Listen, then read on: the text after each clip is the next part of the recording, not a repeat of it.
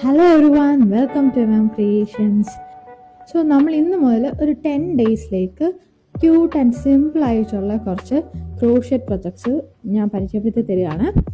ഇന്ന് ഞാനിവിടെ കാണിക്കുന്ന ക്രോഷറ്റ് ഹെഡ് ബാൻഡ്സ് ആണ്.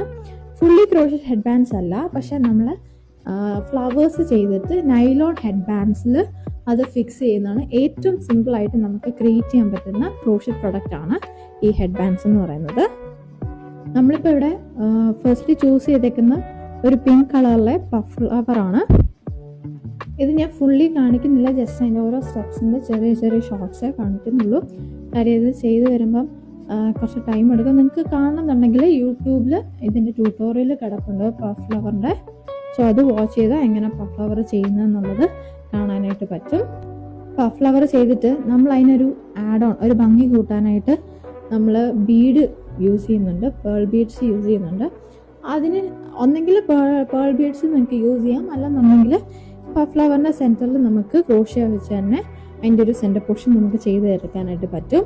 അപ്പം ക്രോഷ്യ അത്ര അറിയാൻ വയ്യാത്ത ആൾക്കാർക്കാണെങ്കിൽ എളുപ്പവഴിയാണ് ബീഡ്സ് ആഡ് ചെയ്യാന്നുള്ളത്. അപ്പോൾ കുറച്ചുകൂടെ ഭംഗി വരും ഇതുപോലെ. എന്നിട്ട് നമുക്ക് ഹെഡ് ബാൻഡിലോട്ട് അറ്റാച്ച് ചെയ്യാം.